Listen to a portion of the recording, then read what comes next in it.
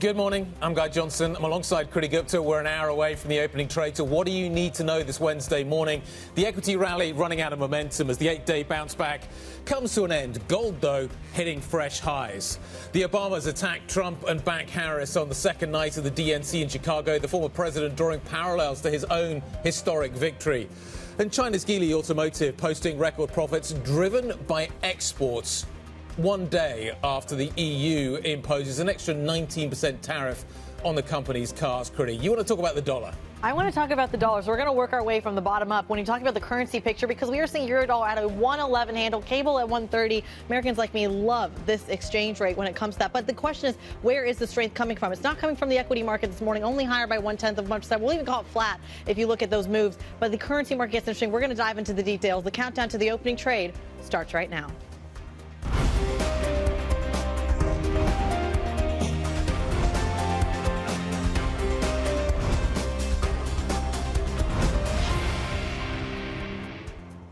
Wednesday, the 21st. Good morning. I had to check the date there. It feels like August is dragging on. But the rally that we've seen over the last 8 days has not dragged on. We have come to a halt, it seems. Nothing ever goes in a straight line, and the bounce back was impressive.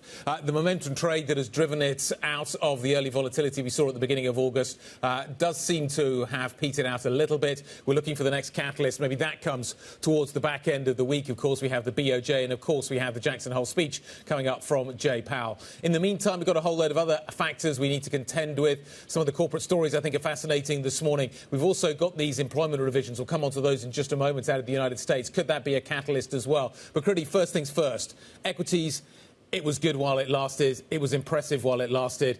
It appears to run out of momentum. Well, I think that keyword is momentum. And I think the best example of that is not just what you're seeing in the broader indexes, but what you're seeing in those trades that were so popular. The chip sector is, for example, the one that I've got my eye on, or even the Russell 2000. You had that small cap excitement for about a whole minute, and then it kind of went away. But I think what's interesting, what you saw in yesterday's trade, even though you did see the S&P 500 and the NASDAQ composite actually end lower, you saw over 1% declines in the Russell, in the Sachs index as well, which I think really speaks to where the losses are. Is this just a positioning change yet again? Yeah, big tech also took a fairly big hit yesterday as well. So we saw some big rotations in names like Nvidia. We do have some big catalysts still coming up. Nvidia set to report numbers. We've still got to get through that one. So there's kind of there are familiar factors here, I think, in terms of what is going on with this market. Are we now though just sitting on our hands? Is this kind of the market going, right, I'm done, we've had our rally, we've bounced back, we're kind of back to where we were. Now we need a little bit of guidance from Powell. We need some clarity maybe from the BOJ. Maybe that's the next catalyst. We now need to take this one further forward. The positioning story has kind of righted itself. Now we need kind of external catalysts maybe to get us going again. But I'm curious how much of kind of like over-indexing and over-weighting we're putting on Chair Powell right now. I mean, how much do we really get out of Jackson Hole? It's going to be the chances of it being a complete non-event are fairly high. Yeah. But that in itself could be an event. Totally fair. That's totally fair. But I think that's where you're going to see more action, perhaps in the bond market, which I think maybe you're a little bit more excited about. Well, I think the bond market is fascinating. So you've had a lot of things going on within the bond market. In some ways, it's done exactly what it's meant to do over the last few days. It's acted as a ballast to the equity market portfolio. That's a big tick in the box for the bond market. But there's some huge bets out there now that we are going to see significantly lower yields. You can see that in the options market. It's worth paying attention to what we're seeing there. And you've got potentially this catalyst coming up as well with the employment revisions, which we're going to see a little bit later on. This is the first look at them. We get the final numbers later on. Beginning of next year. But basically, this is maybe the US over calculating the number of jobs that are being created. Yeah. And if those are taken lower, does that put the Fed in a different place? I don't know, because all the other data speak to the idea that maybe this is an economy that is not heading towards recession. Yeah. But the Fed is putting greater emphasis on the labour market data, so it feels like it's more important. Well, let's put some numbers on it here, because I think out of this kind of reporting, the one that stuck out to me, that if you see a downward revision, of over 501,000, be the largest in 15 years. That's an enormous number. But if we do see it get to that point, I think it creates a little bit of fuel to the argument that the Fed is, again, late to the game. And this was the entire criticism of them being late to the game when it comes to their hiking cycle. Are they doing it to a cutting cycle? I don't know what that does to the bond market, though. I don't know how that translates into quantifying at a time when we actually still see a 10-year or, say, a 2-year front end of the curve kind of still hovering around 4%. Goldman Sachs believes it could be somewhere near $1 million. So you could be well over that 500,000 figure. I hear what you're saying, and I understand why the market would look at it this way, because the Fed is putting such great emphasis now on the labour market data, and we're hearing that in speech after speech after speech. But all the other data, and I keep coming back to this idea of the totality of the data, because that's what the Fed's guided us towards, the rest of the data looks kind of okay. It's the labour market, obviously, that is causing concerns at the moment. Now, that's really important. But is the rest of the data pointing us towards a recession? Maybe not. It also isn't necessarily taking into account things like the fiscal spend that maybe could change in the next, say, 6 months. It doesn't change the tariff picture that, again, could also change in 6 months. We're seeing that in other parts of the world, which I think brings us nicely to kind of what we're watching in this dynamic emerging between the EV story in China and Europe. Joseph Borrell, I believe, making some comments just yesterday talking about that a trade war isn't just inevitable. We're smack in it. And that's talking about the dynamics between Europe and China. Well, look at the numbers we've had out this morning. Geely, huge Chinese producer of EVs and hybrids. Record numbers, talking about picking up its numbers for the rest of the year. Very strong outlook.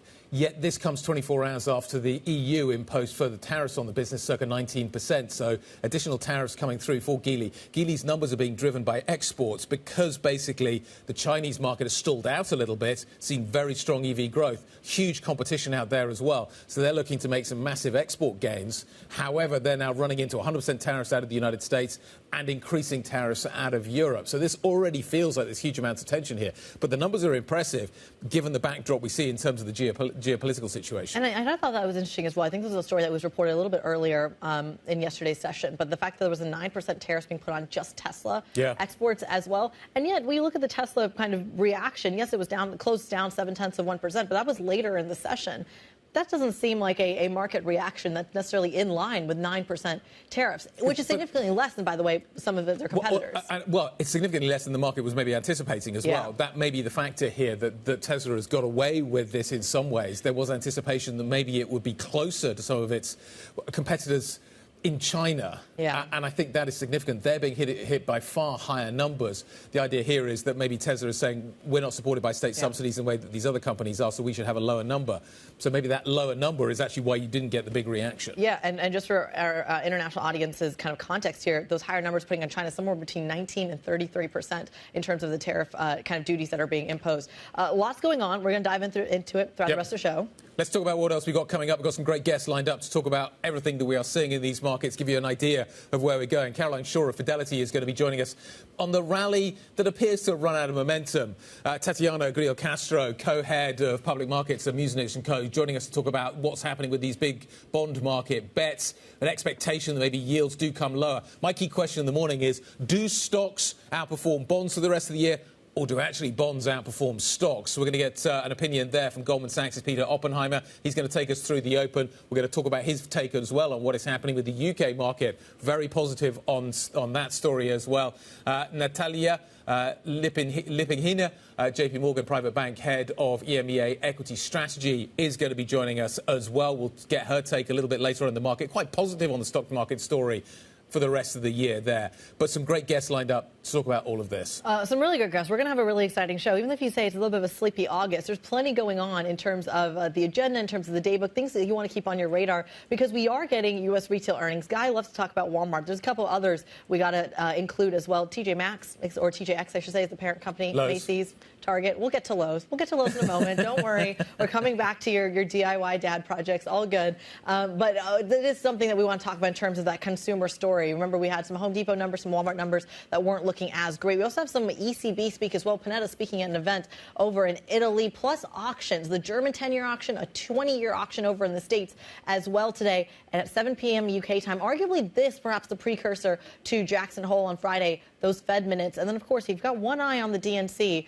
Tim Walz's acceptance speech due tonight. I thought it was a real show of strength that Harris decided to hold a campaign speech outside of Chicago, which was really interesting and in some ways mirroring what Obama did right at the beginning of his campaign as well at this stage. Fascinating to see that she feels that she can do that. She can step away, drive the message even further forward at the same time as she's being rallied behind her at the DNC by the Obamas. It's also fascinating that she did it in the exact place that the RNC was held, which feels like a sneaky move. We're going to dive into kind of those really interesting dynamics that we see there. In the same time, we are keeping an eye on oil as well. This is kind of the story that you've been following quite aggressively in terms of some of those ceasefire talks. But right now, we should get a quick check on it. Brent crude at a 77 handle. So it looks like Tony Blinken has left the region without a deal. Hamas yesterday signaling that it is not against a deal being done. And I think it's really interesting that the mood music appears to have improved, but at the same time, we are in a situation where a deal has not yet been done. And I would have thought if Blinken wanted a deal, thought a deal was possible, he would still be there. Let's talk about some of the other things you need to know this morning. Let's follow up on that story. The US Secretary of State, Antony Blinken, leaving the Middle East without securing a ceasefire deal between Israel and Hamas. This is what he had to say. Our message is simple, it's clear, and it's urgent. We need to get the ceasefire and hostage agreement over the finish line, and we need to do it now. Time is of the essence. Meanwhile, Hamas has pushed back against US claims it is stalling talks, saying it is keen to reach an agreement. The conflict in Gaza has now killed almost 40,000 people, according to health authorities in the Hamas-run territory. Italian authorities say British tech tycoon Mike Lynch and Morgan Stanley's international chairman Jonathan Bloomer are among those now feared dead after a luxury yacht sank in the storm off Sicily Monday. Lynch was celebrating his recent acquittal in a long-running fraud case in the United States. And the former US President Barack Obama and the First Lady Michelle Obama have sought to broaden the Democratic appeal in an address that caps day 2 of the DNC convention in Chicago. Let's take a listen.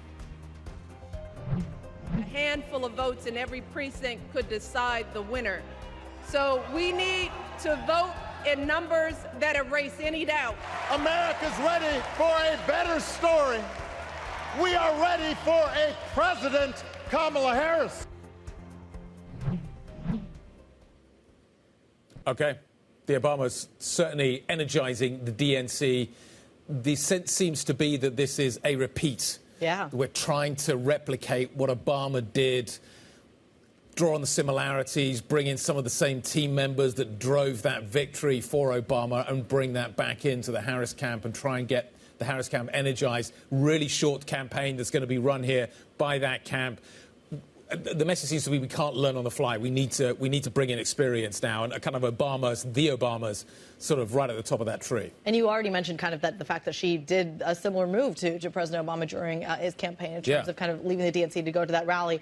We should also mention that he used the really key phrase, "Yes, she can," which of course is coming off of his own campaign speech of "Yes, we can." We should also mention there's a little bit of inside baseball here because back in I want to say the primaries when he was running against Hillary Clinton, of course, before she stepped aside to support Barack Obama to be the Democratic nominee during his first run for president. Kamala Harris actually threw her weight behind Barack Obama instead of Hillary Clinton. Yeah. And it seems like that's a bet that's paid off over a decade later. It is certainly a story that has momentum at the moment. I think the Obamas will add to that. But I think it was interesting also that they added, well, certainly Barack Obama added quite a lot of caution. Yeah. This is going to be a tough fight. Do not assume that the bounce we've had since we've seen the Harris Wolf's camp coming together, that is going to be sustainable. This is going to be a tough fight. Dig in, get ready.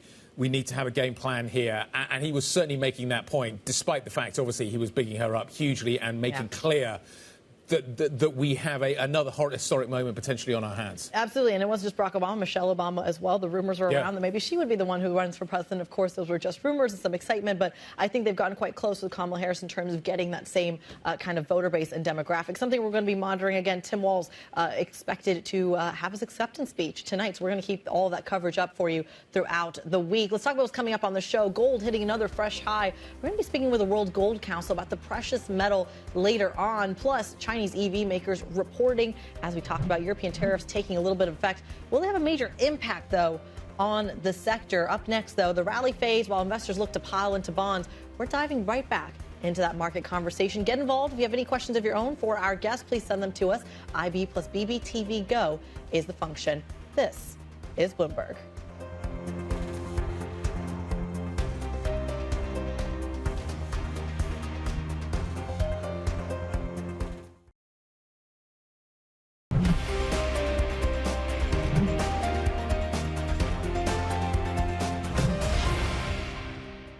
I think over the next few months, until the US election is in the, down, until the French resolutions happen, until, you have those bouts of political linked volatility where the markets, we have very little control. So you have to plan through diversification.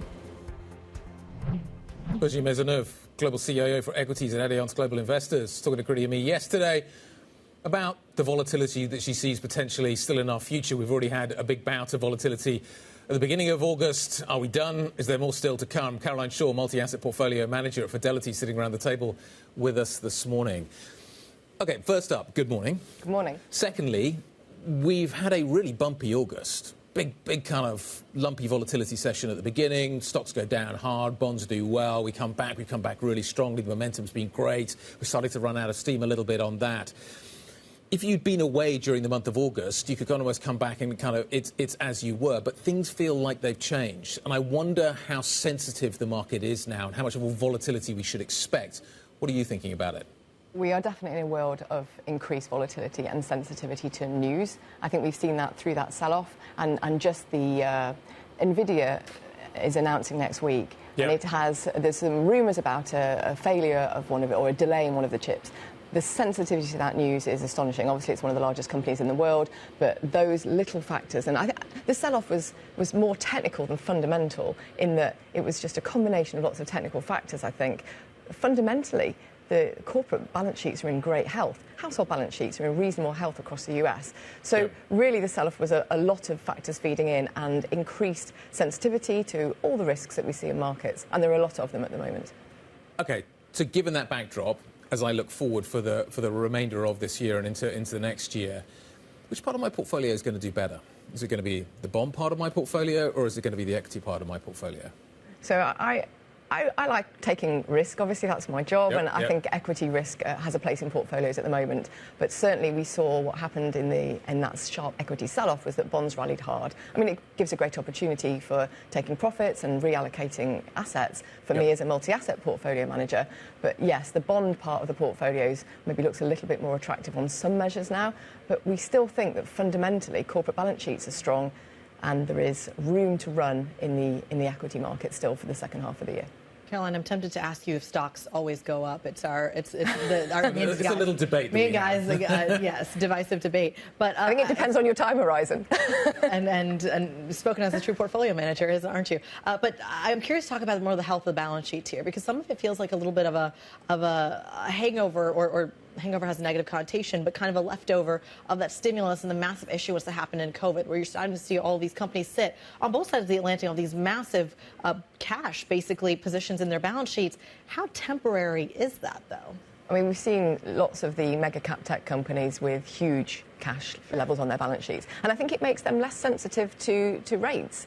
That's been huge in terms of the amount of capital expenditure that they're undertaking. I mean, when you look at earnings season, what you've seen is enormous amounts of capital expenditure announced and rising capital expenditure for 2025. So this is not going away in terms of that capex, and that requires cash, whether you borrow that cash or, in their case, use up the cash piles. So there is some resilience there in that cash is still there. So the balance sheets are strong, but maybe there's more sensitivity to rates in the companies that need to borrow. So rate cuts will be very positive for certain companies where they need to actually issue debt. Well, it felt like that was the opposite argument of what happened in kind of 2021, 2022, when tech companies were far more kind of sensitive to that rate risk because of those cash positions on their balance sheet. And I'm curious now what happens to, if we're not talking about, say, the mega cap tech companies, but kind of that level two, the folks that are saying they're the AI enablers or adopters or whatever that next wave of companies, they're the ones that feel far more exposed to the capex expenditure. How do you navigate that if those are the people that have to, or those are companies that have to spend more to begin with and don't have those reserves? Yeah, I think it's a really valid point, and I think there are definitely some concerns over that capital expenditure needs for those smaller companies. And we're still talking large companies, right? They're still incredibly large companies and a big part of the economy. We've been talking a lot about concentration risk in the market. and the market is, of course, incredibly concentrated in those mega-cap tech names now, and you can extend it past the Mag 7 into a few other big players. Yeah. But yes, you're right, the capex intentions are obviously much higher there, and it is a lot trickier for the smaller players to maybe break into that market now. So that concentration risk is definitely a concern. And what we saw in Q2 earnings, we didn't see, actually. What we didn't see was a broadening out of growth. It was really growth in the mega cap tech. When we looked at 12 months earnings per share, we saw about 140% for the Mag 7, about 11% for the main market. Yeah. So that tells a story that the growth is concentrated in those larger companies. And so, yes, it's a little harder in the middle, but of course that brings opportunities. So mid-caps are certainly, there's some attractive valuations there for us to go and look at. You're painting a picture of a soft landing, that's right? Yeah, for sure. OK, so a soft landing's coming. Does a soft landing require rate cuts to keep stocks moving? Or do you think actually the economy is looking good enough that it doesn't need aggressive rate cuts at this point? I'm trying to understand that the market seems to be driven by rate cuts and the idea, so stocks go up on rate cuts. But if rate cuts go too far, it signals the economy is actually in a bad place, and that would seem to me to be bad for stocks, particularly some of the mid-caps you're just referencing. Yeah, I think that we're going to see rate cuts. I think there's an expectation in the market that we're going to see. About 20. Well, our expectation is for 25 basis points September and December. Yep. And then more from the Fed. From the Fed, more progressive rate cuts, quarterly 25 basis points through 25 and 26. So a steady pathway back to a normalisation of rates. What could derail that is, I mean, what we're seeing is Jay Powell is very dependent on data, and rightly so. Yep. Inflation is coming back down to trend. The labour market, there are some signs of weakness. But we think 25 basis points is sufficient, assuming soft landing.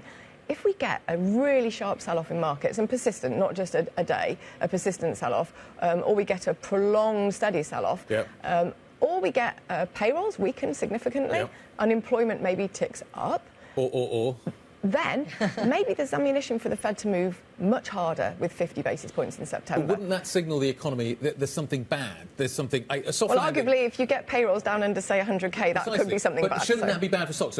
So 25 good for stocks, 50 bad for stocks? I think it depends on what our markets are already expecting. And, of course, when markets are expecting 90-odd basis points, that probability is changing daily. We're expecting slightly less than that, so we're a little bit hawkish, more hawkish at Fidelity. But, the reality is, yes, but rate cuts are stimulative in terms of, it seems to stimulate the economy. And I think as long as you're not seeing a huge sell-off... But they also can be retroactive. Yes, the economy's already weakening, and they work with a lag, so you're going to get that weakening, which we need to price into stocks. Well, for sure, and the Fed, of course, is moving later than the ECB and the Bank of England as well. But I think is that a reason to buy European stocks and UK stocks? Oh, I think European growth looks a little on the weak side. Okay. And the UK has, let's say, the Bank of England has got maybe more challenges than the ECB and the Fed in terms of rate cuts, because we've got a stickier inflation in the UK. Wage growth is a bit more entrenched. So we think the pace of rate cuts in the UK will probably be slower. So maybe that's less good for the economy in the UK. Great to see you. We've got a lot in there. There's a lot going on right now. Caroline Shaw, multi-asset portfolio manager at Fidelity. Thank you very much indeed. OK, coming up, bond traders take on risk ahead of the Fed's key Jackson Hole symposium. Powell speaks Friday. As we've just been learning, it kicks off tomorrow. We're going to have more analysis, particularly with this employment revision, which is going to be coming up a little bit later on. We'll get that data in the US session. We'll talk about it next. This is Bloomberg.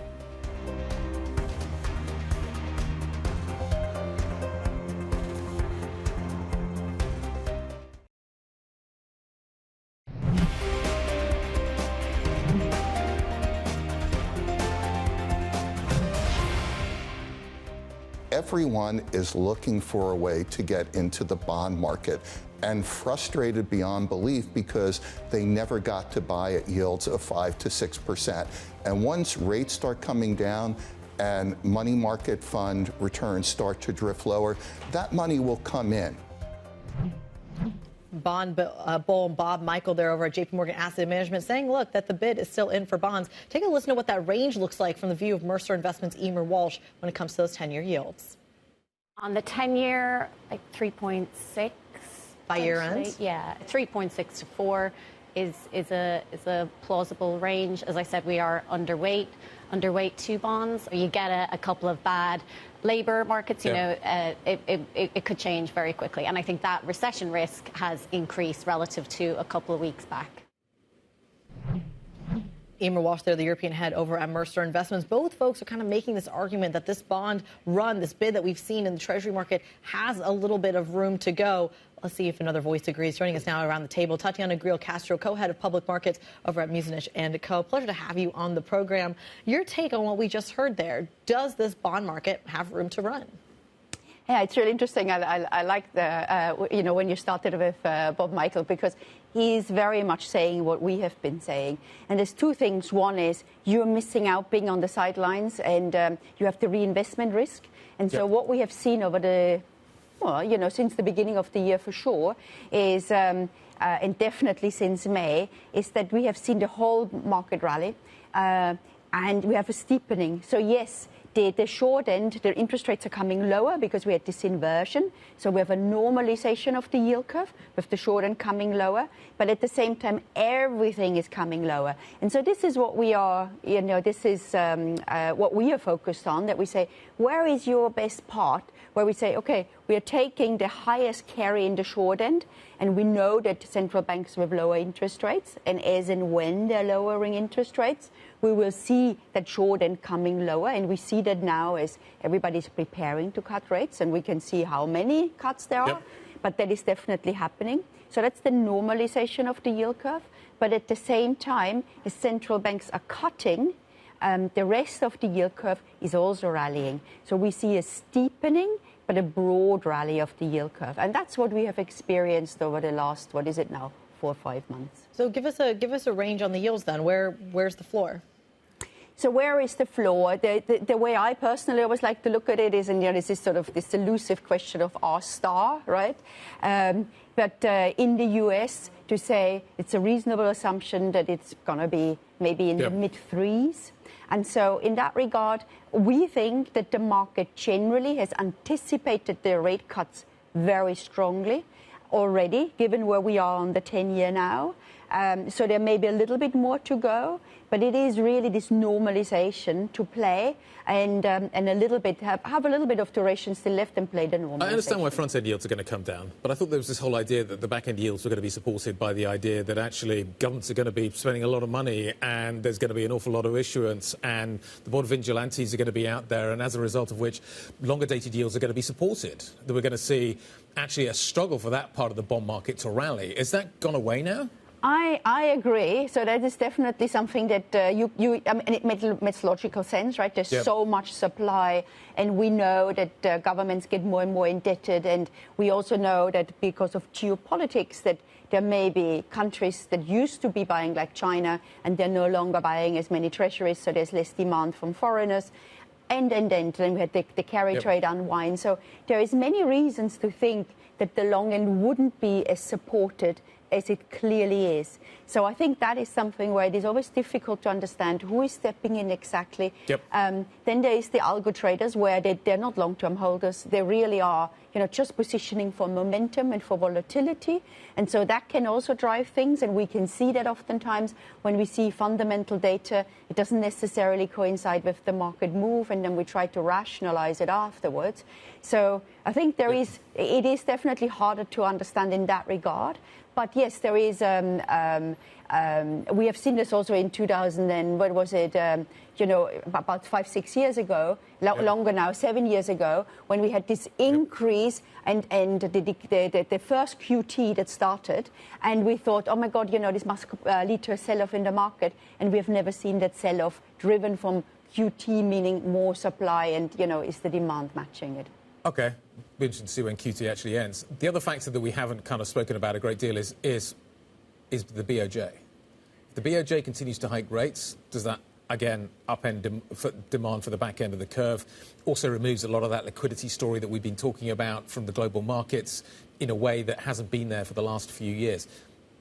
How carefully do I need to watch the BOJ for its impact on other markets? I think the BOJ is looking at the markets very carefully, by the sounds of it, right? So will they be able to do another rate rise you know, they said already they wouldn't because of the volatility that... Sure, volatility's come down. Yes, of course, but they will. I think they will manage that also. I think that So that information you is don't now think there'll going be another in. rate hike from the BOJ? Oh, there will be, but I think the communication around that will be very careful, so that there is, you know, lots of pre-communication around that, so that the market gets... And the impact of that will be what on global markets? So generally, I mean, the way we are set up for the rest of the year now, with the first rate cuts coming from the Fed, we think that this yield curve steepening but bull rally will continue, meaning that also the longer end of the market is benefiting from the Fed cut. But longer term, Guy, as you say, so next year and, you know, generally longer term, that we see a bear steepening, where, yes, the short end stays anchored and may come down further, and we think the continued cut in 25. But then the long end may actually continue to steepen, and clearly that depends on if there is a recession coming or if the economy is doing well. So much of the panic that we saw, say, 2-3 weeks ago, when the stock market and the carry trade as a function of what was going on at the BOJ, I think asked a lot of the question of why we saw such a quick flight to kind of treasuries as well. And this is kind of where we started the segment. But I'm curious on the spectrum of an oversupplied treasury market to the other side, which is there are liquidity concerns. Where on that spectrum are we? Are we leaning one way or the other when it comes to the bond market? What do you mean with liquidity concerns that... in the treasury market versus oversupplied? And I feel like we've gone back and forth between those two arguments in the last 6 months to a year. And I'm curious where we're leaning towards right now. So, I mean, that's the thing where I think there's a lot of noise in the market, and it is really that it's exacerbating the volatility. And that makes it very difficult to trade. And I think there is really now segments of the market where they're really just trading the momentum, and it really doesn't matter, you know, if there's supply or not. I mean, it is the momentum that counts. Then there's other parts of the market where we really are focusing on the fundamentals. And so, and this seesaw that we have seen really over the last 2 years, really, with regards to volatility, where oftentimes the market latches on to one data set and then completely exacerbates the move. It's not really justified by the data. We are just sort of ex post trying to justify the move by rationalizing what's happening. And there isn't really a rational fundamental reason behind it. It is really just the positioning, the technicals that drive the market. And I think we need to learn to look through that and say, well, some of it, you know, is give us a signal, but some of it is a false signal. Signals, false signals. What does best for the rest of the year? Equity, government bonds, credit.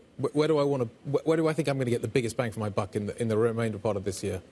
So it depends really what you're looking for. I mean, in absolute terms. Oh, in absolute terms. I mean, from here, I can still see the equity market in absolute terms to do better.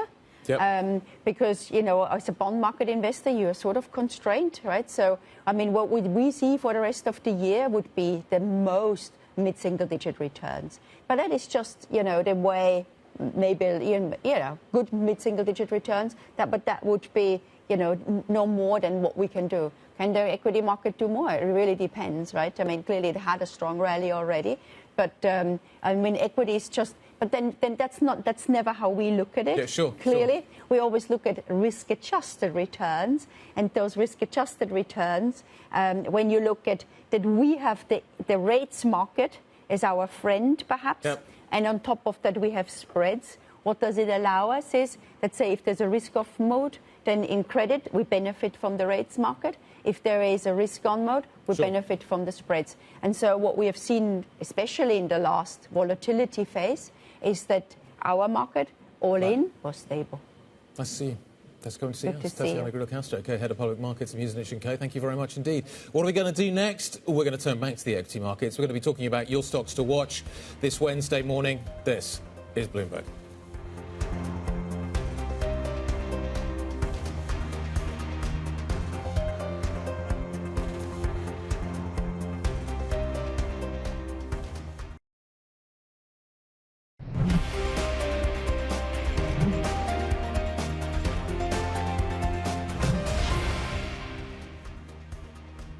The opening trade is 16 minutes away.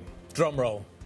Then the drum roll fades. That is what you're expecting this morning in terms of the equity market performance. It's not going to be the most exciting start to this Wednesday morning. We've got a lot of things coming up for the rest of the week. You definitely want to pay attention. There's going to be a positioning story that you want to watch out for. You've got some things coming up in the United States a little bit later on. We've still got some earnings coming through that you need to factor into your thinking. But the rally we've seen over the last 8 days may have run out of steam a little bit here. Rachel Evans, Bloomberg Managing Editor for FX and for the US and EMEA, joining us now. Get the whole title in. Good morning again. Nice to see you.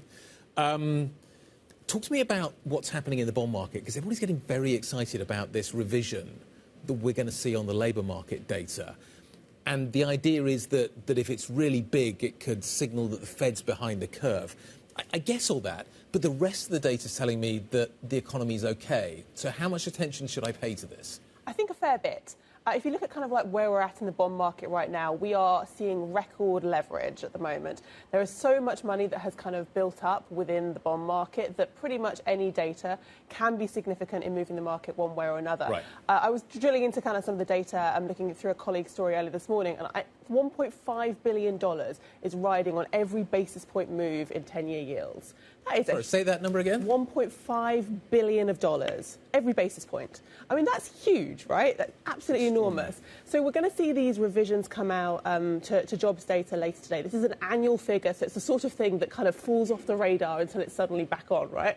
At the beginning of August, obviously, non-farm payrolls data really was responsible for prompting those big gyrations in markets. So I think everybody's very attuned and sensitive to jobs data. Powell has obviously put it front and centre of the Fed's thinking. And these revisions, they do typically come in revising lower. Goldman Sachs says it could be as much as 1 million lower, 1 million fewer jobs created in the US in the 12 months through March. That would suggest that some of this labour market weakness that we've started to see pop up in non-farm payrolls actually had its roots a lot earlier, which would then kind of feed into that narrative about the idea that the Fed is behind the curve. So it feeds into that narrative. How does that show up in the bond market, though? If you were to quantify that feeling or that worry in the markets, what does that look like? Yeah, so I think last time we sort of saw this kind of jobs data come in, we really saw like 10 to 20 basis points of moves in a matter of minutes, which is a huge move. We don't get those outsized moves very, very often. I think there's going to be a lot of debate about to what degree analysts had already factored in that there would be some downward revision. It does tend to be a downward revision. There is some technicalities in the data set that means that we tend to kind of see a slight overestimate in non-farm payrolls, but this other data set that the Bureau of Labour Statistics likes to kind of benchmark to factors in a sort of broader perspective of the economy, which tends to mean that we see fewer jobs there. So I think it's going to be a question of kind of to what degree people have sort of factored that idea into this data and how much of a shock it actually is. Goldman, as I said, is predicting sort of 1 million fewer jobs, but some others, I think JP Morgan is saying 360,000 would be more likely. So we'll have to see kind of like exactly where it comes down and to the degree to which the market has kind of already looked through the data and figured out that they expect to see some weakness there. And very quickly in our last 30 seconds here, dollar continues to be weakened. Euro dollar at 111. Is this temporary? I think it's a good question. I think like as we're seeing kind of the Fed moving towards cutting rates, you would expect to see a weaker dollar. But you also have the elections coming up. There's a lot of headwinds, a lot of geopolitical risk. That tends to be a strong dollar theme. So we'll have to see exactly which of those kind of triumphs. Is it monetary policy or is it geopolitical and political risk? A lot to digest there. Rachel Evans joining us there for our Morning Market Minutes, covering a big range of topics there. We'll see if we do get those swings that we see in the bond market that we're actually seeing. Guy, she really, really kind of honed in on that labor market story. I mean, the fact that we're quantifying it to something like 10, 20 basis point moves. Amazing. I love that. The fun facts around the bond market are brilliant. The fun fact was a good one. Rachel always comes with those fun facts. But to me, it's that FX story. It's that dollar weakness that we're seeing continue. It's the lowest since March.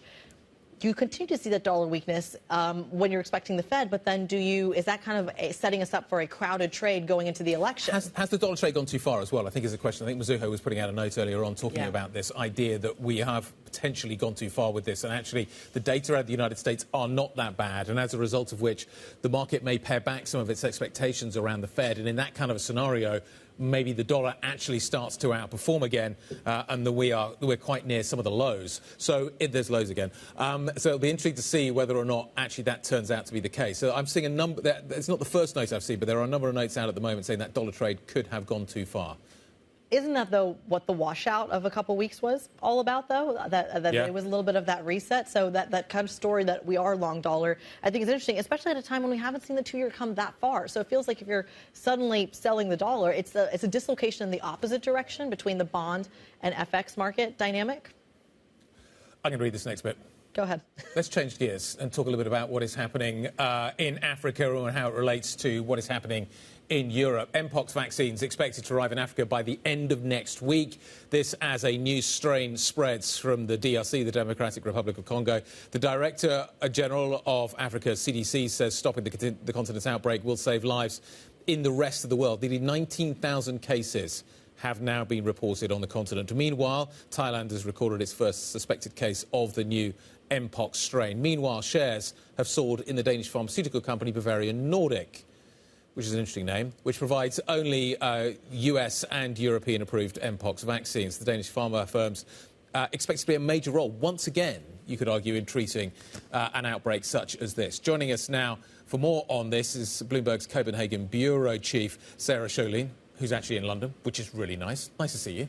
Good morning. Thank you for having me here. So I want to talk a little bit about kind of the bigger picture, but let's first of all talk about Bavarian Nordic, because we're going to hear from them a little bit later on. Francine's going to be talking to the company. So I'm fascinated to figure out why this company in particular has ended up in the position where it has what appears to be the only vaccine that we've got right now to deal with this. Well, it goes back to after 9/11, when the US, as part of its anti-terrorism program, wanted to come up with a vaccine for smallpox.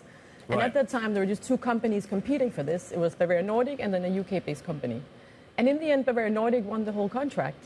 So they ended up supplying the US with millions of doses for smallpox and Mpox vaccines. And then for a long time, there was no really any commercial reason to have this vaccine. They didn't make any money on it, other than for the US government to just stack up. And then we saw these outbreaks, and then all of a sudden there was so much attention on Bavarian Nordic, and then now they're starting to really see how they're being important for treating this outbreak.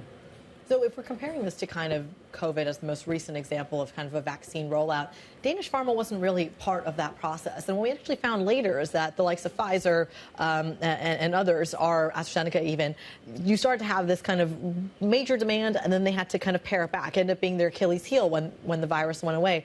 How is Danish pharma dealing with that same trend? Yeah, that's like Denmark only really has one vaccine company. The other ones, like, the biggest one, Novo Nordisk, they're treating chronic patients for other diseases. But Bavarian Nordic is for vaccine, and that was really needed for the COVID crisis. And Bavarian Nordic was quite late to the game in that. Some of the other bigger pharma companies were already developing vaccines that use that specific, well, I'm not a medical doctor, like the compounds for getting those vaccines for the flu shots. And when Bavarian Nordic finally had something ready, the crisis wasn't really over, but it was over enough that Bavarian Nordic decided that they saw no commercial interest in actually keeping up with the vaccine. Denmark seems to have become a sort of life sciences centre.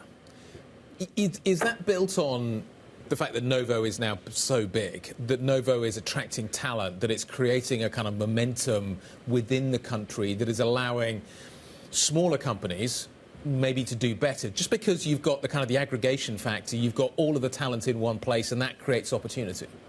Well, you can't underestimate the Novo effect. It's huge right now. This makes us very sexy. Everyone wants to come to Denmark, to Copenhagen, and be part of this obesity story.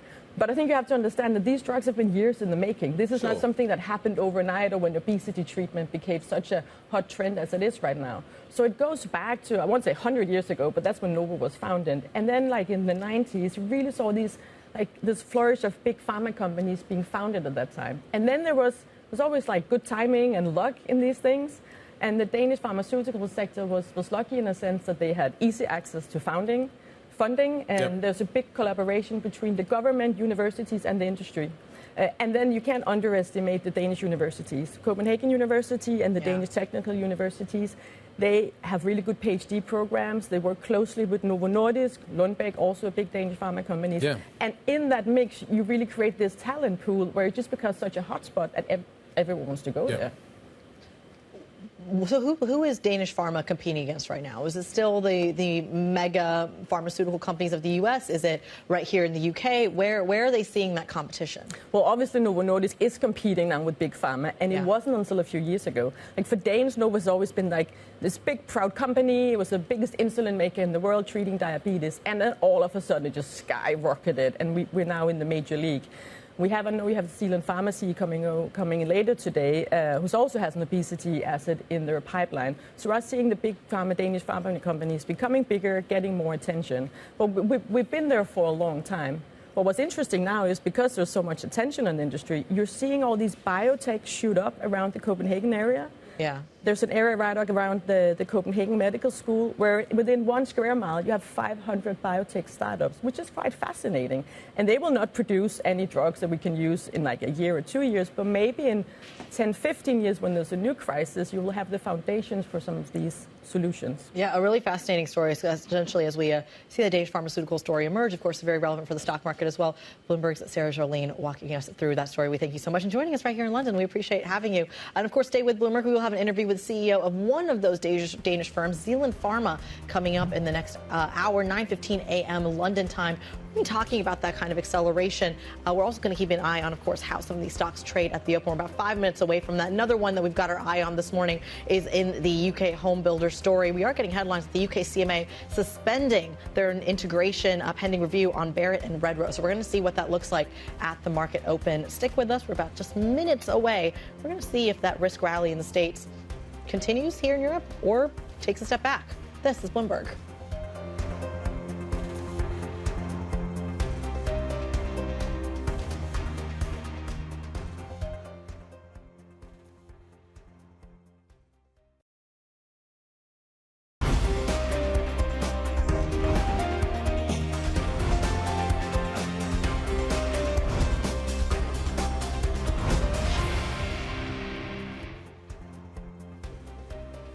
Wednesday the 21st, good morning. A couple of minutes to go until the start of equity trade here in Europe. It's going to be really exciting. I'm joking, it's not going to be really exciting at all. Let me just kind of walk you through the history and then we'll talk about the futures. This is the history. Europe goes out kind of at lows of the session. We see a little bit of a bounce in the States after that, but not much. The risk rally, the 8-day risk rally ran out of steam yesterday stateside. What's going to be the catalyst, we don't know yet, but let's take a look at the future story here in Europe this morning and give you an idea of what it's looking like in the States as well. There's not much momentum here. Let's flip the board up, show you what's going on. This is the picture. You've got very, very flat European futures. 1/10 of 1%. That's exciting stuff. Even less over in the United States. Let's call it 1/10 of 1% there as well. We're basically waiting for the next catalyst. Does that come in the form of the labour market revisions? Do we have to wait until Friday before we see Powell speaking, before we see the BOJ story emerging? That's going to be the thing that we're going to be watching out for carefully, I suspect, at the back end of the week. But Wednesday looks like it's going to have an exciting start. We'll see what it looks like in just a moment. Kriti, what stocks are we watching? I know you're not excited today. I'm very excited today. I am excited. I'm going to carry the excitement. I'm downplaying it. The excitement is in the individual stocks, specifically when we get headlines this morning coming out of the CMA, when they're talking about the potential merger coming out of Barratt Developments and Redrow to actually complete, saying that they are going to be looking at some potential remedies to complete that offer. The other one I've got my eye on, Guy, is Stellantis, actually. It looks like they now have their head of production over at Rivian is joining the company. We know that Stellantis has been dealing with some potential strike action, again from the UAW ahead of the DNC. Sean Fain, of course, the president of that union, making an appearance there. We'll see what that actually looks like when it shows up in those Stellantis shares. That's the one I've got my eye on, Guy. There's going to be some exciting single stocks to watch out for. Let's talk about the index, though. Let's figure out what's going to be happening here. It is time for the opening trade. Let's show you what the numbers look like. There is a big drum roll, and then we get the numbers. There you go. The FTSE 100 is flat. Absolutely flat. Flat as a pancake. Could not be, it's really struggling. We're in and out of positive and negative territory. The Stock 600 is out of the gate. It is up by 0.03%. This is a fairly flat open, I think we're talking about here, folks. We've had a really good risk rally. Equities have been driven higher. We came off the floor of the volatility we saw earlier on in the month. We've rallied hard off the back of that. Nothing goes in a straight line for too long. This morning, we're certainly seeing evidence of that. The European equity market open, I am struggling for superlatives, Kriti. Well, I'll give you a couple. Momentum. And some of them, whereas the momentum has perhaps a little bit kind of faded that you have seen over in the States, and we saw them in the Russell, we saw them in the chip stocks, it kind of feels like it's showing up, at least in this kind of low volatility, low liquidity environment, low volume, I should add as well, for one more term, is showing up in those big mega cap stocks. So, for example, your big index contributors to the upside on that stock 600, even though there's marginal gains, are coming from your heavyweights. It's coming from SAP, for example. It's coming from the miners. It's coming from Novo Nordisk. Even ASML is in your top index movers. So really, I think when you see some of those mega cap names move to the upside, that's really where you kind of see that, okay, well, people are just sticking to the safe plays, it seems like. The downside, though, Guy, that's where you're seeing some of the commodity names take a hit. And I think this is important here because you're seeing Shell, again, your biggest index weight. We saw that in yesterday's session as well. BP is dragging as well, despite the fact that oil is marginally higher this morning. We're seeing a 77 handle when it comes to Brent crude. Waiting to see some volume numbers. I suspect they could be fairly diminutive. You're killing me. You're killing me. I'm trying to get everyone excited, and you're Rio killing Tinto me. is higher this morning. The miners bounced back. The There it quality is. story is there. Diageo, we are seeing some strength there. Novo Nordisk is rising as well. In terms of the downside, some of the farmers look like they're a little bit weaker this morning, which is interesting, actually. We've just been talking about what the story looks like out of Denmark, but it looks like that is where we're maybe seeing a little bit of weakness this morning. Let's dig into this in a little bit more detail. I know we've been watching what the house builders have been doing as well. That's a very kind of UK-related story. But in terms of where we're seeing the points being added and taken away this morning, as Kriti says, commodities are up. ASML SAP is doing reasonably well. Downside, Alcon is down. It's got numbers out this morning. Shell, a little bit of weakness there. But the pharma sector actually is maybe where the weakness comes through. I think there's been a downgrade in the gambling stocks as well. I think Entain under a little bit of pressure. Well, speaking of some of the home builder stocks you were mentioning, a quick check on those as well. Barrett Development's kind of flat on the session at the moment, but you are seeing gains show up in Redrow, higher by about 0.6%, so perhaps that reacting to what we're seeing in the CMA announcement. Let's talk about what does better from here. I think it's hard to judge on a morning like this. Bonds or equities? We caught up with Caroline Shaw, multi-asset portfolio manager at Fidelity. She kicked off the show a little earlier on with a mildly optimistic tone when it comes to equities. The bond part of the portfolios maybe looks a little bit more attractive on some measures now, but we still think that fundamentally corporate balance sheets are strong and there is room to run in the equity market still for the second half of the year. Caroline Shaw joining us from Fidelity. Our next guest, kind of in the same camp. Goldman Sachs' Peter Oppenheimer thinks risk assets have a good foundation to make steady gains from here, adding that he favours European equities with high revenues exposure to the United States versus those with high exposure to China. Joining us now is Peter Oppenheimer, Chief Global Equity Strategist at Goldman Sachs. Peter, great to get your take on what is happening with the world right now. We've had a decent rally over the last few days. Equities feel like they've run out of a little bit of steam this morning, but you still think we can make gains from here. What is the motivation for those gains? Well, I think we have to differentiate between the very short term and the medium term. As you say, we've had a very strong rally after a pretty violent correction. And I think that's a reflection of an adjustment back to less concerns about recession and more hopes for interest rate declines. And I think that's really what is going to set the tone for the second half of the year. We don't expect very strong returns because valuations are relatively high.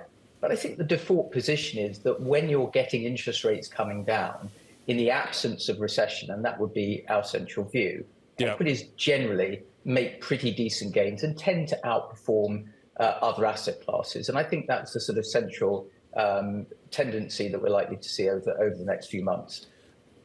How close is it going to be between bonds and equities, though? Which one of those? You sound like you think equities are going to outperform, but how close could it be? I do think so. We've already seen, a rally in the bond markets as interest rate expectations have adjusted again. I think there's a limit to how far longer-term bond yields come down, however, partly because with ongoing strength in the economy, there's going to be some term premia still reflected in bond markets, having come out of an era over the last decade or so of extremely low term premia, reflecting very, very low inflation. And secondly, of course, we are in an environment structurally where government deficits are rising and borrowing continues to increase. And I think, again, that's going to limit to some degree the extent of any declines in longer term yields. So it's a reasonably benign environment, I think, but not a spectacular one for both equities and bonds. But I think equities look more attractive on balance. But Peter, what would the kind of next leg of the rally that may come from the equity market, is it coming or is it responding from an economic resilience story that's showing up in earnings and corporate profits, or is it showing up from expectations of a rate cut, which would kind of imply the exact opposite? What do you think? Well, the setup, I think, here is reasonably positive because the interest rate declines are likely to come principally because inflation pressures are moderating, and that's giving the ability for central banks to cut rates without the fear that they would have had a year or even 6 months ago. Of course, any urgency to cut rates on the back of declining growth is probably going to be more negative for equities, and I think that was the concern a few weeks ago. But our view is that those concerns were overstated. And actually, if anything, we think that growth in the second half of this year, economic growth, at least in the US, will pick up a little bit. And the particularly weak labour market data that we saw, that was one of the triggers of the July correction in the US, is likely to be less negative, we think, in the next report. So the balance here, I think, is of moderate positive growth, not spectacular, and steady, consistent drops in interest rates. I think if you were to see more aggressive cuts in interest rates on a basis of growth deteriorating more quickly, that would be a more negative outcome for equities. But talk to us then about, we had a guest on just earlier in the show who was saying that the kind of cash balance sheet that so many of these companies, and we're not just talking about the trillions that some of these mega cap tech companies are sitting on, but even other members of the S&P 500 provides a cushion and actually kind of could de-risk against some of that sensitive or interest rate sensitivity. Where do you stand on that? When does that run out, that cash cushion that has really been a function, it feels like, of the post-COVID era? Yeah, and we should emphasize that cash cushion is been true in the corporate sector because, in general, corporate balance sheets are strong. It's been true for a very long time in the household sector because households built up unusually high levels of savings during the pandemic. A lot of that has been unwound in the US, but not really in Europe and other places, and that continues to be an important support. And then, of course, we have strong balance sheets in the banks, and I think that's an important underlying structural support for financial markets as well. Look, our general view has been to support stronger balance sheet companies over the last couple of years in an environment with sharply rising rates. Every time we get speculation that rates are going to fall, you get a little bit more uptick in more weaker balance sheet, perhaps higher beta, more leveraged parts of the market. But overall, we still think that quality, strong balance sheet growth compounders are likely to continue to be a dominant part of what leads the market over the second half of the year. Peter, why do I want to buy European stocks with US exposure? Why don't I just buy US exposure? Well, guys, great question. I mean, we're certainly not saying that you should be buying Europe over the US. One thing I think is important to emphasize, though, is that European stocks, which happen to be based in Europe but have very high exposure to the US consumer, do tend to be quite a bit cheaper than their counterparts in the US. So what we're really looking here at is perhaps more diversification than many investors have been used to. Bear in mind that the global stock market has been very dominated by the US market over the last 10 or 15 years, and at the same time by a very small number of US companies. And that does leave some risk of idiosyncratic disappointment in any of those dominant parts of the global market. So what we're really looking at is how you can diversify to improve your risk-adjusted returns over time. And I think that does include some of the companies that have got good revenue exposures, but maybe in areas where they get a valuation discount. Peter, one of the areas that we're increasingly hearing about around this table is the FTSE 100. A lot of people have been talking about it. I read some of your notes around this issue. The issue with the FTSE seems to be actually less to do with international investors who seem to be largely on board with it, as you point out. Why don't the Brits like the FTSE? And is it just the sort of diversification trade that's keeping them away from it? And is that going to change if everybody else seems to finally fall back in love with that market? Well, I think the principal argument in support of the UK is that it's a very cheap market. And of course, that has been true for a very long time, partly because of its particular sector exposure. If you look at the FTSE 100, for example, it doesn't have any large tech stocks in it. And tech, of course, has been the dominant sector in the global equity market for a very long time. But notwithstanding that, if you look at companies in the UK and like for like with those in the US in the same industries, it's a lot cheaper. That did reflect, I think, a long period of very weak growth in the UK, and that weaker growth environment is improving a little bit. There's a much more stable political backdrop, given that we've just had an election and there's a government with a big majority, and I think that builds some confidence. But also the companies in the more value-orientated sectors in the UK are very cash generative. They're paying dividends, they're buying back shares, they're compounding returns for investors. We think that's attractive. The constraint, I think, for domestic investors is more that the big insurance and pension funds have largely de-risked from equities, partly because of regulatory conditions over the last several years. And therefore, there isn't the scale of domestic buyers really to dramatically move the index overall. And therefore, the biggest buyer itself is the corporate sector with buybacks, and at the margin, foreign investors coming in to take advantage of that discount. We think that will continue. Peter, you said two of my favorite words there, dividends and buybacks. But I'm curious when you start to see a little bit more action show up in things like capital market activity, specifically in Europe. We talk a lot about kind of weakness in the IPO sector here in favor of New York. But it still feels like mergers, acquisitions are very much on the table, given the cash cushion we discussed on both sides of the Atlantic. Yeah, I would agree with that. I think the backdrop, the setup is actually pretty attractive for an increase in M&A and indeed IPO activity. In the end, it's most affected by confidence and sentiment and, of course, interest rates. And all of those things at the margin, I think, are improving. The problem that the UK has, as with the rest of Europe, really reflects, again, the scale of domestic support and the depth of liquidity that you have in the European markets relative to the US.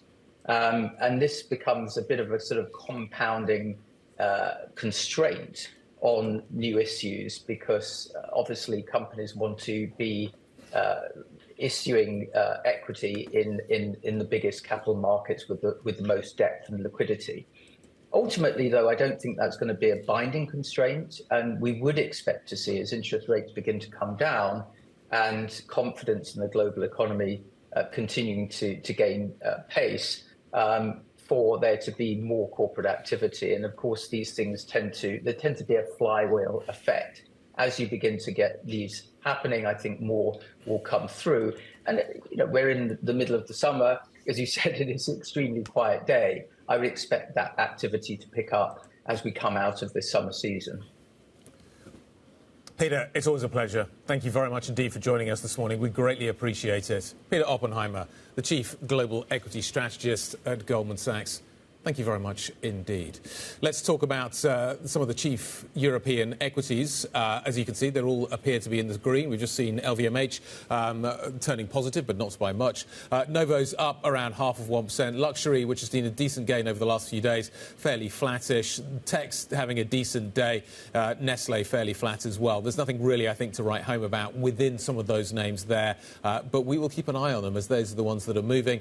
We're not seeing a huge reaction in UK house builders this morning. Not a massive one, or at least the one that we did see has been pared back a little. And this really coming off of the news out of the CMA, this UK antitrust watchdog, talking about the potential merger between Barratt Developments and Redrow will actually go through, but they are likely to accept the remedies offered to them around some of the initial concerns of the deal. But it looks like Barratt is flat. Redrow was up almost 0.6%, pairing some of those gains now, only higher by 0.2% now. Market looks like it's got on board with that one. Let's talk a little bit about what is happening with the mining stocks this this morning. I take you back to what is happening within the commodity space. We were referencing it a little bit earlier on. You are seeing the Chinese steel trade bouncing back a little bit today. Iron ore's come up as well quite nicely, in Asia, up by about nearly 4%. That's being reflected in some of the mining names this morning here in Europe. And as you can see, we are seeing something of a bounce back. These stocks have been under a little bit of pressure as we've seen some of these metals come under real pressure over the last few weeks and months. Iron ore in particular has been front and centre there. But today, some signs maybe of stabilisation. So green on the screen there. Another stock that we've got our eye on is Stellantis. And this is an interesting one as well because it's higher by 0.5%. It looks like this is a personnel move that seems to be moving the market here. The head of production over at Rivian, North American Manufacturing, Tim Fallon, is now joining Stellantis. This is a pretty big deal. We know Stellantis had a lot of trouble, especially when it comes to some of the manufacturing delays driven by some of the union action. There's been threats in the last coming days in the lead up to the DNC from the UAW, the major union, the auto union as well. And it looks like perhaps this might be some very welcome news for a stock that's taken quite a beating. We talked about Nestle earlier. Let's talk about eye care. Alcon out with numbers this morning. Q2 numbers look like they have missed a little bit, so the shares are dropping. This stock is down by around 0.9% at the moment. Down a little bit earlier on, more than this. It was down in late US trade as well. We've seen that replicated first thing this morning. So we are now seeing this company under a little bit of pressure this morning in terms of the European space. We were talking about Danish pharma stocks. It's interesting in the kind of the bigger picture story as to what is happening here. And we were talking about that a little bit earlier on to Sarah. But it's fascinating to see just how big an effect they are having. And we're going to be talking to Zealand Pharma. No, we're going to be talking to Bavarian Nordic a little bit later on. Not us. Not us. Zealand Pharma is having quite the move, higher by 1.2%. Novo Nordisk, though, kind of in on that trade. I'm curious how much of that is just on a very quiet day. You mentioned the sensational six. And then the other mega cap stocks are moving by this kind of margin. I'm curious if that's a little bit of the read-through. And then Bavarian Nordic, to your point, down about 5%.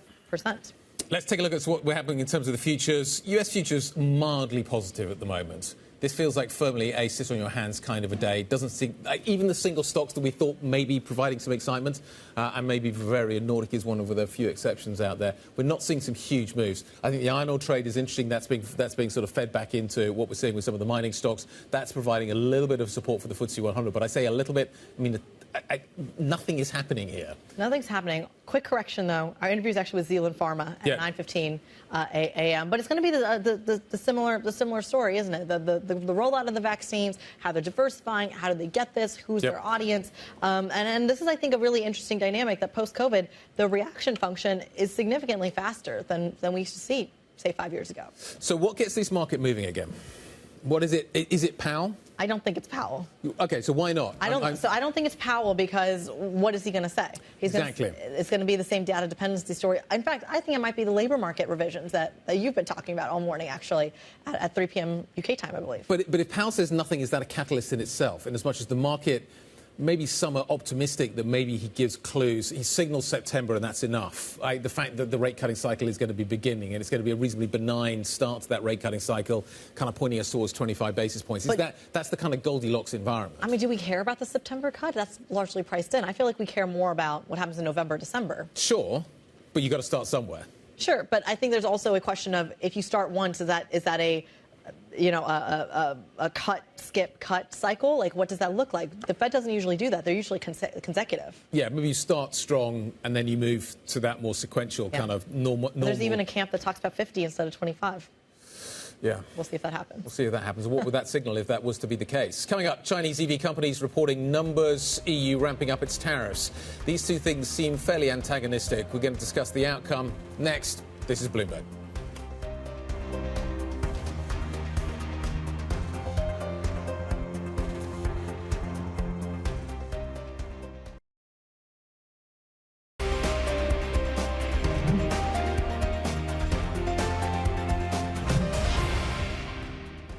The two companies that combine for most of the EV exports get the lowest speeding ticket. So what the EU is signaling is they don't want made in China exports. They would rather have the Chinese supply chain and the Chinese capacities moved into the European Union. Tesla, you've got a factory in Berlin.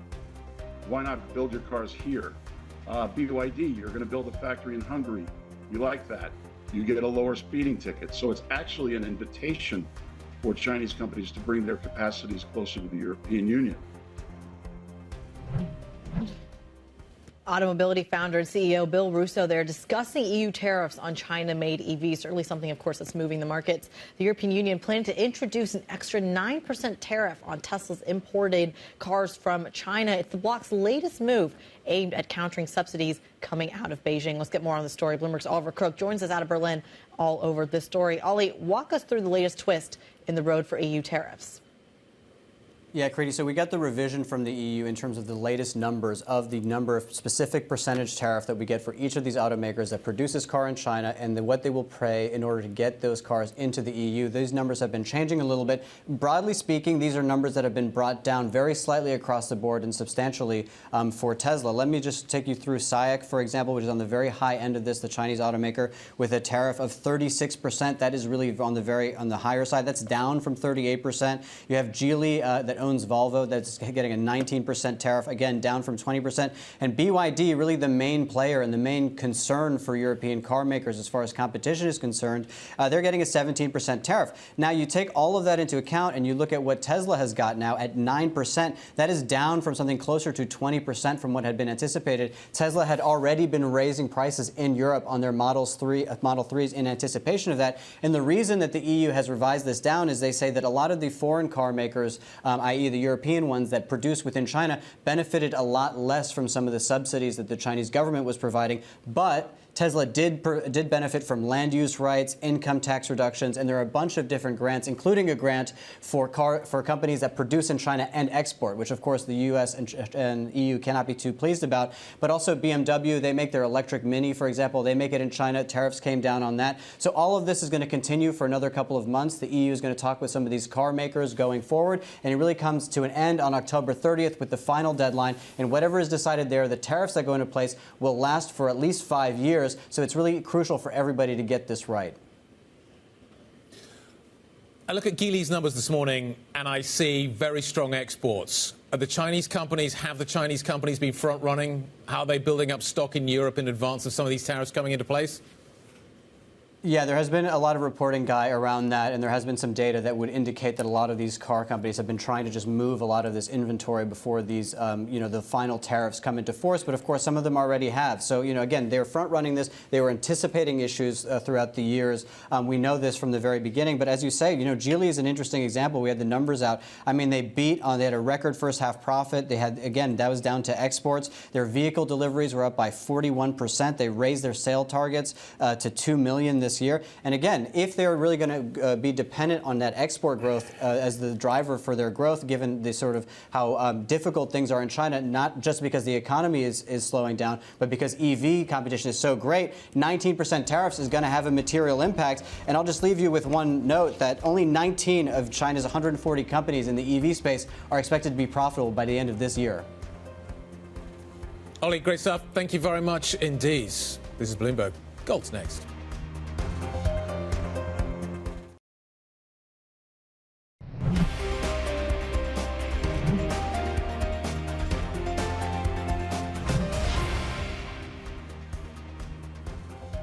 This is the opening trade. We're at 30 minutes into today's session. Seeing some green on the screen when we look at the broader equity markets. Euro Stoxx 50 higher by 0.2%. But again, light volume, light liquidity. That's kind of all I have to say on the markets. Instead, I'm going to get to some breaking news here. Looks like China's starting an anti-subsidy probe into the EU dairy product imports. Already seeing some market reaction in Danone shares. Of course, the French company, those shares down by about 2%. We're going to keep you apprised of that. But of course, this comes on the back of some of the other trade stories that we're seeing between the EU and China. Well, this fits into what we've just been talking to Ollie Crook about. This is the direct reaction. And I would imagine they're targeting the French dairy industry. That appears to be an area that I suspect that the Chinese are looking at here. We've seen in the past the French describing Danone as a strategic company. That was many years ago, but it kind of resonates, I think. So they are clearly looking for areas that they can target the Europeans on in response to what we've seen in the auto sector. Ollie Crook just joining us to talk about that. So we're starting to see the reaction to all of this. Danone is down by 1.65%. Yogurts is going to be part of the trade war, it seems, between China the Europeans. How does that feed into the next story we're going to talk about? This does all tie together, believe you me. I can draw some dots here between the stories that we're covering. You've got Ollie Crook talking about what's happening with the autos. We're talking about Danone and the Chinese and the response to that. That takes us to our next story, which is talking about global shipping and what is happening with the global ports that are developing really quickly around the world in certain key areas, but are now very much getting caught potentially in the crossfire of this intensifying geopolitical trade tension that we are seeing. So the Bloomberg Big Take looks at this today and how ports have turned into strategic battlefields and how global powers are using them to defend their economic interests. To talk us through this, Bloomberg's Brendan Murray joining us around the table. It's kind of perfect time. We've got the auto story. We've now got the Chinese responding with the Danone story and what's happening with the dairy industry. This takes us perfectly to your story on the ports. You sat down, and it was a stat that stood out to me when I read the story as well. 7 out of 10 of the biggest ports in the world are in China, right? That's right, yeah. And how many are in Europe or the U.S.? Yeah. 0. So, yeah, if trade is a battlefield, ports are really on the front lines of what's going on, not only in the geoeconomic disputes that are happening, playing out between the U.S. and China and the European Union, but it's also they're transforming to digital technologies. They're decarbonizing. So ports are really $200 billion worth of investment a year for the next decade is the figure that we report on today. That's a lot of money going into port infrastructure and the industries that congregate around ports. Talk to us in the context of some of the issues that ports have been facing. Union workers have been one of them. Wages have been one of them. But then in the broader shipping industry as well, you have lags on fuel, the tensions in the Red Sea. How does that show up when it comes to congestion in some of these ports? Yeah, well, it can really, well, we're going to find out in the U.S. right now. There's the dock workers on the East Coast and the Gulf Coast those talks, their contract talks are in an impasse. They're hung up over automation. So new technologies going into ports to make them more efficient, make them more productive is really playing out with the workers there. Ports are also, decarbonizing all those pipelines that we and electrical grids that run through them are being overhauled. So that's another big part of the investment that we're seeing. So you've got China, a major focus, but you've also got Africa as well. Somaliland is an area where we're seeing particularly the Gulf countries stepping up and creating a huge footprint. Like Dubai, ports like that have always been big import-export ports, but we're seeing that kind of slightly shifting around in terms of the geography. How does what's happening in the Red Sea feed into that? How does the regional politics feed into that? How big a kind of setup could we see ultimately in East Africa? Yeah, well, in the past 6 months, as you mentioned, the Red Sea turmoil, the attacks on ships have rerouted a large portion of global trade shipped from east to west. That's been absorbed for the most part. Shipping rates went up, but now they're coming back down. So we're seeing strategic investments in ports in Africa, like you said, Somaliland and elsewhere. These markets where consumer spending is growing, a burgeoning middle class is happening. Yeah. And is that an import-export story, or is it they're there to fill domestic demand? Well, ultimately it should be both. The emerging markets, they want to export their way to prosperity. That's been the model in the past, and following on that, you get a consumer base that wants to buy goods from around the world. How does that show up in the pricing, though? And it feels like when we've talked to shipping CEOs on this very show, they've said, look, even though the consumer story in the States may be slowing down a bit, we're not in recessionary territory yet, the Chinese consumer is still growing and rebounding in a way that we didn't really expect, say, even 6 months ago. That's showing up in the shipping story, but where's the weakness there?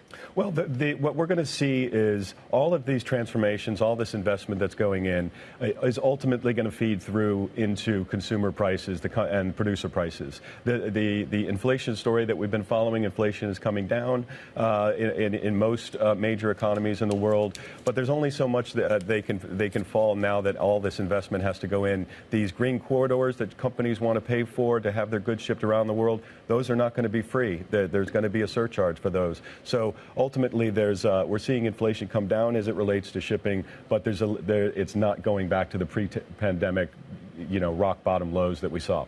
Yeah, certainly one thing that we're seeing kind of show up as also as a function of the manufacturing boom over in the States as well. Bloomberg's Brendan Murray, of course, with that story. We thank you so much for bringing that to our attention. A really fascinating one that connects, again, as Guy was mentioning, so much of the trade stories and the trade concerns in the next 6 months or so. We are seeing breaking headlines, though, across the Bloomberg terminal on a particular deal merger story. Brookfield seeks close to 10 billion euros of debt for the Grifols takeover. It's really moving the Spanish pharmaceutical stock to almost 6%. The context of the story is crucial. They're basically asking the banks to have a backstop for this deal, and it looks like it's basically just meaning that this takeover deal is being taken far more seriously and being taking the company private as well. So those shares higher by a whopping 6% on a very kind of quiet day, just moving the market.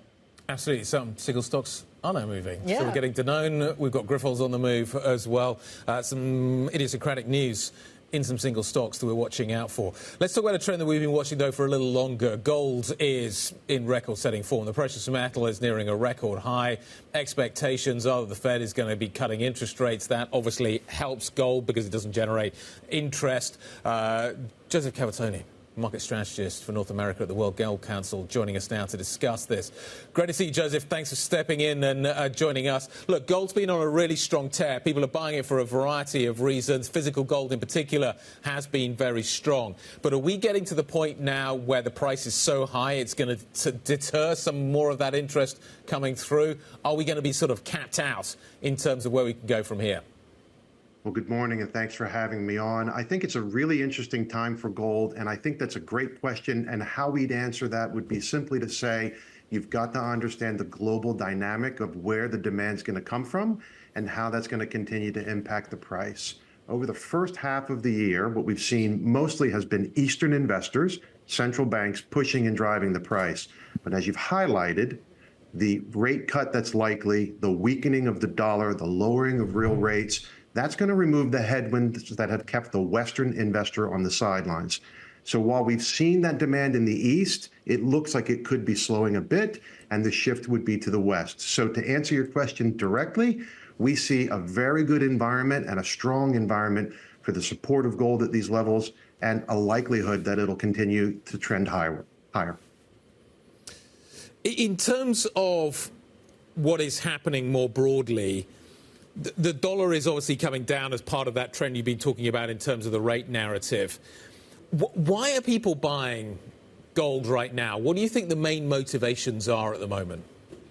There's three factors that are keeping gold at the top of everyone's list, including central banks, which has been a big story for us for the last 2.5 to 3 years. It's actually a 14-year trend, but a 2.5, 3-year trend that's been very strong.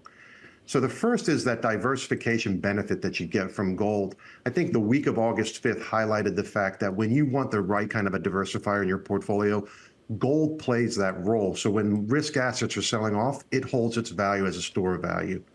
Secondly, it adds that diversification in a way where the supply dynamic provides returns.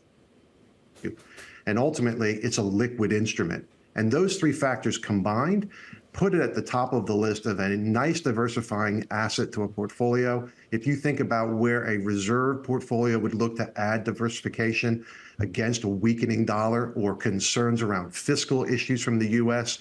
and the potential for issues around those assets, this type of asset that remains liquid and ready to be sold or obtained can actually add real diversification to your portfolio and strength to your portfolio.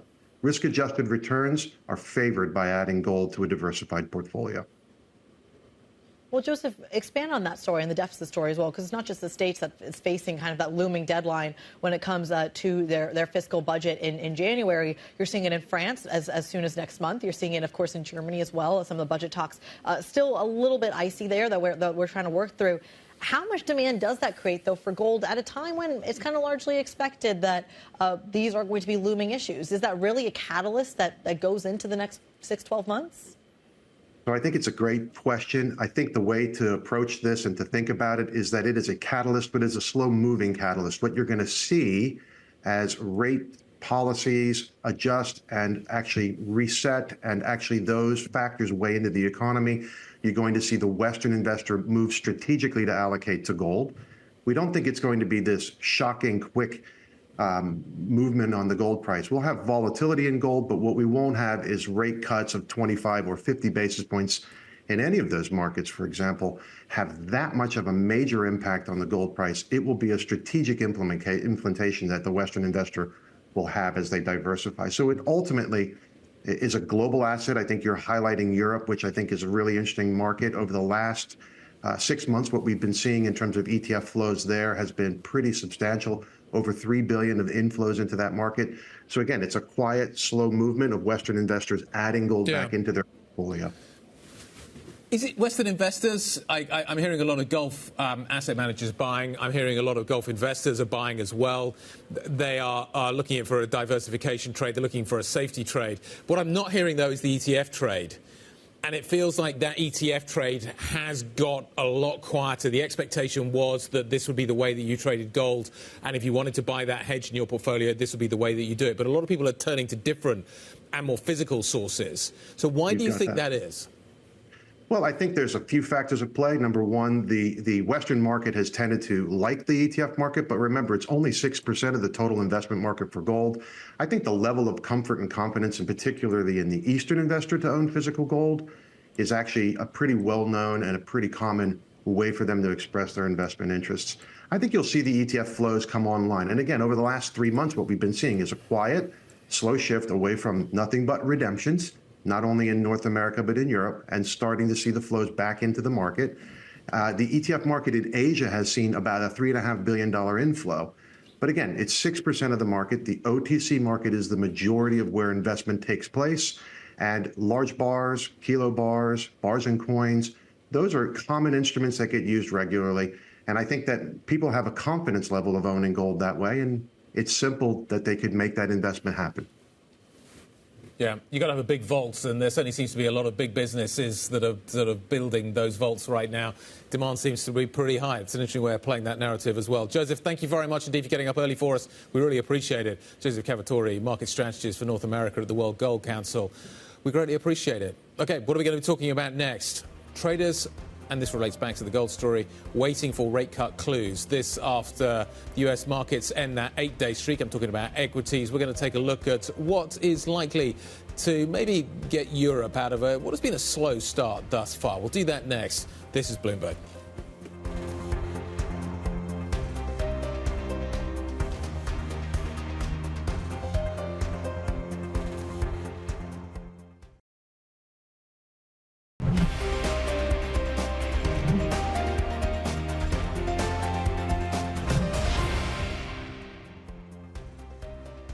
Welcome back to the opening trade. We're about 47 minutes into today's session.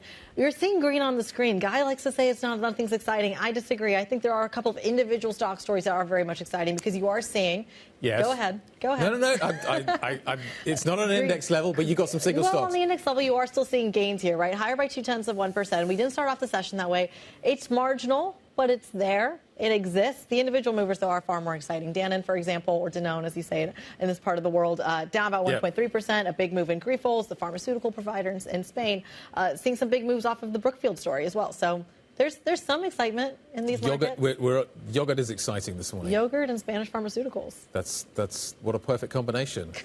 Natalia Likhvina joins us now around the table, head of EMEA Equity Strategy at JP Morgan Private Bank. Today's a little quiet, but let's park today and think about what happens next. We've just seen a huge bout of volatility, beginning of August.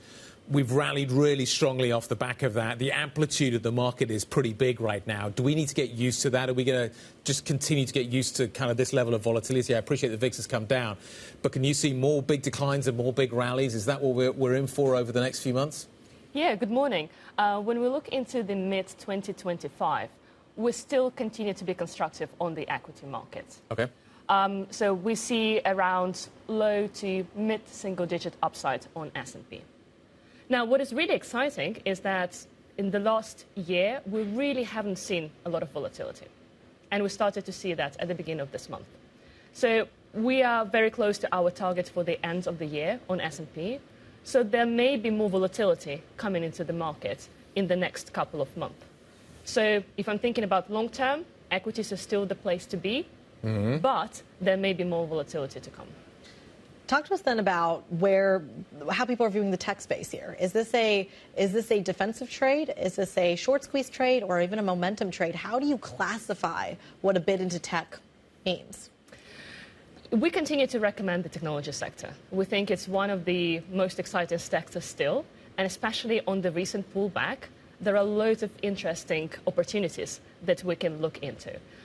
Now, the next potential catalyst for the market is some of the tech stocks reporting, so we will try to understand what is happening with the AI trade, how the demand is shaping, if it still continues to be very strong, and also what that means for the hyperscalers, the companies that continue to spend a lot of money on AI.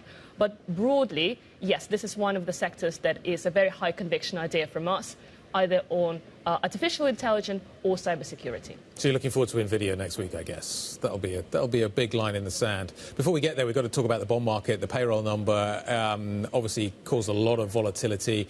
We're seeing some revisions a little bit later on today we're going to watch out for. Then we get to Powell a little bit later on this week.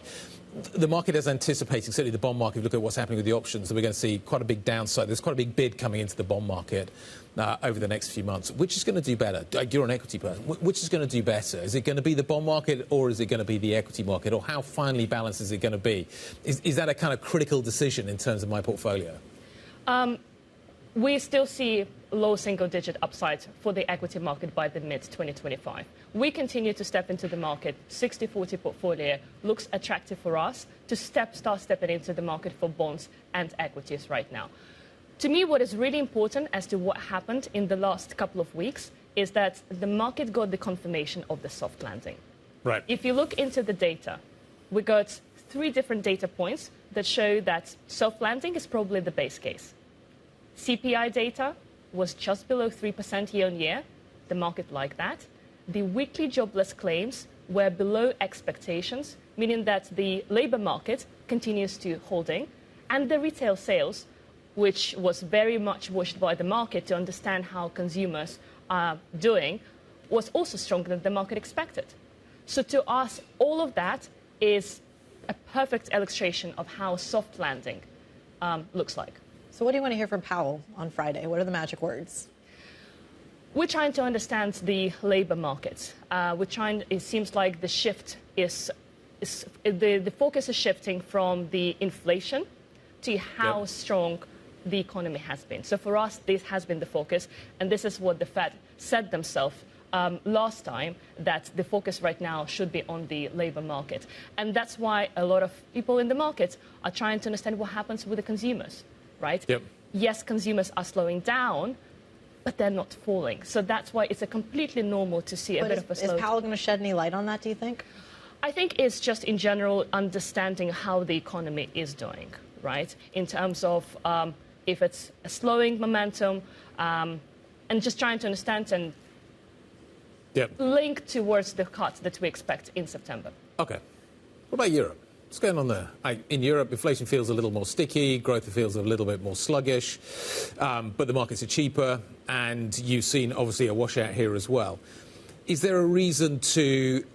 Should I be diversifying out of the United States into Europe? Should I be going the other direction? How should I be thinking about the European equity trade right now? So the Euro Stoxx 50 has been outperforming US at the beginning of the year. Yep. And we started to see that trade stalling. It's definitely faded. Yep. It's faded in summer. We have adjusted our numbers. We no longer expect Europe to outperform the US. What we're seeing right now is that the economic momentum is a bit weaker in Europe. And also there are a bit of negative earnings revisions coming off Europe. Now, having said that, there are lots of opportunities underneath the surface in different sectors. So those will be the multinational companies that we continue to have conviction on in technology sectors, in industrial sector, in luxuries. So a lot to do underneath the market, but broad-based, we expect the US to do better than Europe. All right, Natalia Lupino, we will leave it there. Head of EMEA Equity Strategy over at JP Morgan's Private Bank. We thank you so much. Kind of trying to make sense of what these equity markets are doing. So even though maybe not a ton going on the index level, there are still things going on underneath the hood. I want to get a quick check on shares of the Spanish pharmaceutical company Grifols as well. It is continuing to move higher by about 3%, now pairing that initial gain of over almost 6% that we had seen. It comes after Brookfield talks about seeking to close a €10 billion debt deal for the private takeover. Remember, this comes after Grifols was dealing with a short seller attack, their stocks, their bonds, a massive restructuring. Now it looks like Brookfield Asset Management is coming into that. Let's talk about yogurts. Danone under a little bit of pressure this morning. This on news that China is launching an anti-subsidy probe into dairy imports from the European Union, adding it to its targets in the bloc's agricultural industry. Ollie Crook's back. Let's talk about this. Ollie, we were talking about what Europe did yesterday on the car front. Yogurt seems to be the response. Yeah, yogurt seems to be a response for the moment, and obviously this is going to be very closely watched in terms of where they decide to dial up this pressure on the European market here. I mean, they've talked about doing things on pork. They've talked about doing things on spirits. We've always seen this across the French market, whether it's the sort of alcohol makers, the luxury trade, but also cars, right, Guy? Because it's not just the imports of EVs, it's the exports of those super expensive, valuable, large engine cars that they make here in Europe that go over to China. Those are really, really important. When you look at the sort of trade breakdown between China and the EU, you look at what the EU exports the most over into China. Number one on that is motor cars and motor vehicles, but we should say that has been a historically very large number. That has been falling in recent years. Number two is medications. Then there's other machinery and other motor vehicle parts. Those are the major sort of exports from the EU into China. When you look at the actual trade balance in terms of the only categories in which Europe runs a trade surplus with China, that is only in food and drink, it's in raw materials, and it used to be, it no longer is, basically since the invasion of Ukraine, chemicals and energy. So these are all the sectors that could be hit. It's interesting, though, Guy, that they decided to hit agriculture and they decided to hit dairy because, as we know, there are huge volumes of subsidies that come from the EU into the farming sector and all across the agricultural sector. So it'll be very interesting to see where this goes. But, of course, the massive sort of trade surplus is in China's favor, so any sort of pain will be felt probably more by China than it possibly ever could by the Europeans. All right, Bloomberg's Oliver Crook giving us a lay of the land of what that, what the repercussions of this battle actually looks like. We thank you so much. It is pretty fascinating that we're seeing such a painful reaction in Danone shares this morning, down about 2%. But I'm curious, as Ollie pointed out, when the rest of the market is going to start to price more of this in.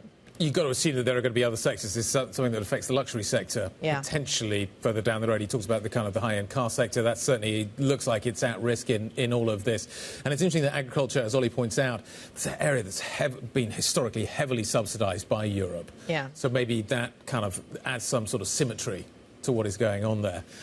We'll see. It's certainly an evolving story, and it looks like it's beginning to evolve a little bit faster. Yeah, it's almost starting to take on kind of the trade war that we saw with the States as well, which, and again, in 6 months' time, if that revamps even more, we're going to perhaps see more global pain, more synchronized pain. So that is the story for today. We are seeing markets that are still green on the screen when you look at the equity markets, light volume, light liquidity, but green on the screen nonetheless. That does it for the opening trade. The Pulse is up next. A conversation with Zealand Pharma CEO coming at 9:15 a.m. Stick with us. This is Bloomberg.